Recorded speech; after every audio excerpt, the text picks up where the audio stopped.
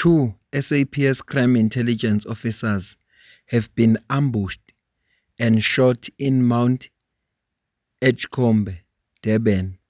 One has passed away while the second one is critical. Based on witness accounts, a white Isuzu Bakkie chased the police officer's Toyota Hilux down Flinders Drive for a kilometer or two while shooting. Several gunmen were sealed at the back of the Isuzu. When the Toyota came to rest, some of the attackers allegedly jumped out and shot directly into the windscreen. Employees at nearby businesses who saw the ambush told the journalist that the criminals removed a large bag from the back of the Hilux before fleeing. The Isuzu was later dumped and set alight in KwaMashu. The SAPS has described the incident as an attack on the authority of the state. Maximum resources have been deployed to track down the killers. Yasola kunobufakazi obuzocindezela lezi gebengu. Zabona ukuthi into engcono aziwadubule lamaphoyisa aziwabulala. Noma ke kubhlungu kokwenzekile ngoba elilodwa iphoyisa lifile, elilodwa liyaphila noma kuthiwa isimo salo sibucayi. Esikhathini esiningi sifunda indaba zokuthi igebengu zidubulane namaphoyisa ase-KZN bese kungasindi nasinye isigebengu. Njengamalungu omphakathi ke sigcina sinembono ehlukene ngoba sigcine siwasola amaphoyisa, kodwa uma ufunda into ezinje usuyabona ukuthi kungani amaphoyisa angafuni ukuthatha i-chance. Uma ke kwenzeka kwathiwa nje igebengu zifuna ukulwa nabo, benze sure ukuthi bayazibulala ngoba uma beke baziyeka kufa bona. Ave ibhlungu lento ngoba sikhuluma namhlanje nje ukhona umzali, khona ubhuti noma usisi ophume ekseni emsebenzini kodwa kasabuyanga ekhaya. Akafele njalo into eningi, ufele nje ukuthi umsebenzi wakhe umphoqa ukuthi akaseva umphakathi, ahlanganisa ubufakazi ngoba esikhathini esiningi abantu be-crime intelligence ilaba abaqoqa ubufakazi futhi abenza ukuthi umsebenzi wamaphoyisa ube lula. Uma kuthiwa amaphoyisa based on intelligence kusuke kukhulunywa ngomsebenzi osukwenziwe labantu. Suspect at this point in time? For now, we do have an imaging of the vehicle with suspects on it, but it's a little bit fuzzy. We'll have to clean up that footage to establish exactly how many. There was an eyewitness that did witness the shooting, and he himself also could not give us an indication of exactly how many suspects. But it's safe to say that there were not less than 3 suspects in the back of the van, and in the front of the van there were suspects, which we cannot say whether it was 2 or 3 in the front. We also understand that there's been a call about the police officers protecting themselves during these kinds of shootings. What is your stand in relation to that? Absolutely. We made the call to police officers that we've trained them, we've equipped them, we've trained them in the use of firearm, we've trained them in the use of force appropriate to the threat that is against them, and in terms of Section 49, they must then use the appropriate action. Appropriate action, relevant and equivalent to the force that they face in this instance is gunfire. Gunfire cannot be any other way than to protect your life or the lives around you, is to retaliate with the gunfire. And similarly, our call is on police officers to use the training and the tools we give them.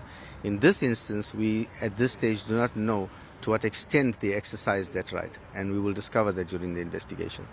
The concern around basically losing 2 officials that were in the intelligence. It's a great loss. We know we are facing so many threats in our country that we have to beef up our intelligence, and the South African Police Service management has been seriously trying to do that. It's one of the calls that the acting minister has made, one of the calls that the National Commission has made, and we then find ourselves in this particular state where officers that are already very scarce and rare on the ground are depleted in this particular fashion. Major General, have the families been notified about this kind of incident that have taken place? Well, as we speak, the members have gone to the deceased member's family. They're en route there, as well as the one that is in hospital, to inform them of who they are and what has happened. So we have deployed our chaplain services together with the commanders to go and attend to that. Ngobuzwa ku-Major General echaza la ukuthi banayo footage. Okuhle lokho ukuthi footage banayo, noma ke ethi bafuneka bayiclean ukuze igqame kahle, ukuze bakwazi ukuvela babonakale labantu. Kodwa ke engingakutshela khona mahala ukuthi labantu abenze lesenzo bazoboshwa. Uma kwenzekile babhayiza amaphoyisa azobadubula babulala. Uma kwenzekile nje bazama ukubazigora amaphoyisa mayiba approach azobadubula babulala, ngoba vele sebeyaziyo ukuthi bayigebengu eziyingozi. Ngeke ngathi ngelinye ngikhuluma ngathi amaphoyisa uma esefuna ukuresolve noma yiphi case ayayiresolve. Yabona le njobe ithinta wona amaphoyisa, funa liyophela iviki ixoxwe enye indaba. Kuyothi kuphela iviki yobe xoxa indaba ngoba bazothi mase beyicleanile footage bavela abantu babonakale baqale babathungathe. Kodwa kuyoba inhlahla uma ngathiwa khona bazoboshwa kulabantu. Kunephuzu alivezayo ke ukuthi angazi umuntu section 42 na othi amaphoyisa anelungelo lokureacta using the same force apply kubo. Okusho ukuthi uma wena kungase kwenzeke udibane nephoyisa bese ufuna ukushova nalo isibhakela, linelungelo iphoyisa lokuthi nalo lishova isibhakela nawe ngoba iyona force osuke uyi-apply wena ngaleso sikhathi. Nanoma kudutshulwa ngokunjalo iphoyisa linelungelo ukuthi li-react njengoba esho nje ukuthi amaphoyisa atrainiwe ukuthi isibhamu sisetshenziswa kanjani. Kodwa nje ngingakusho lezi gebengu zizibizela impi, kuzoba nempi enkulu kakhulu ezoba khona phakathi kweyigebengu namaphoyisa.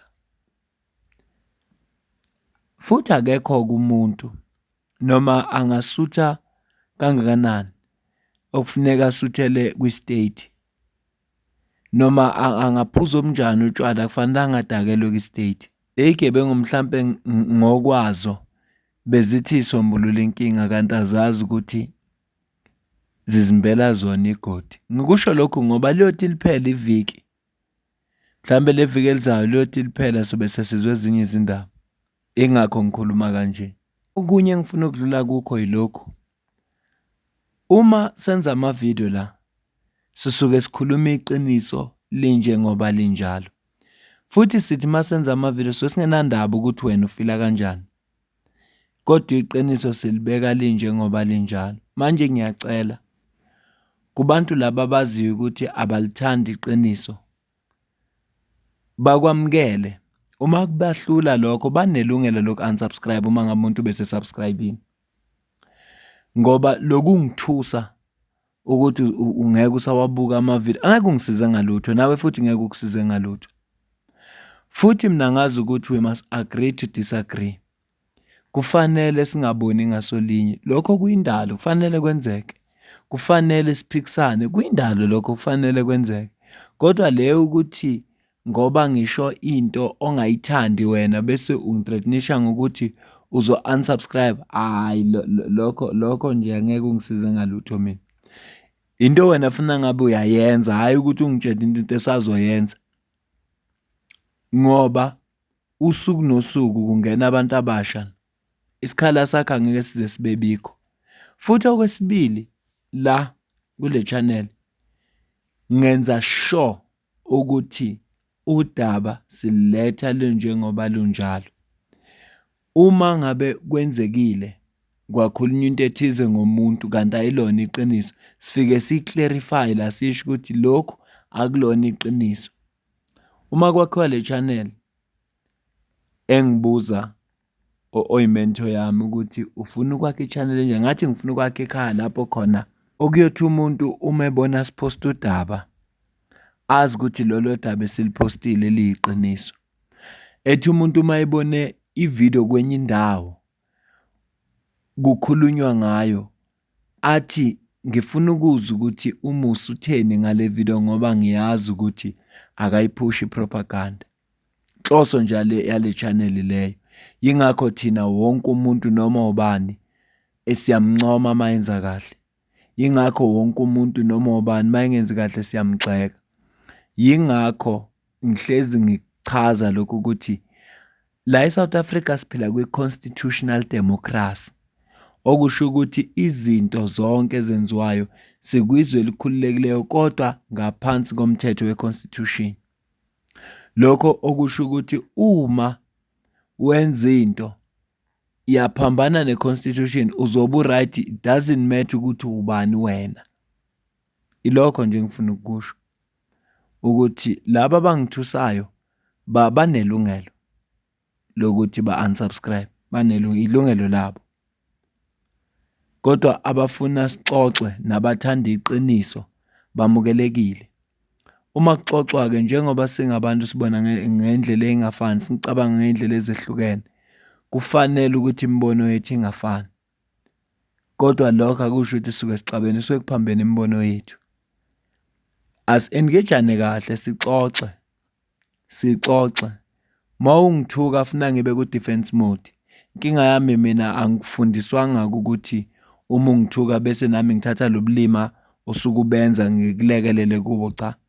Angifundiswanga lonto, lengakho ngingamphendula umuntu ongithukayo.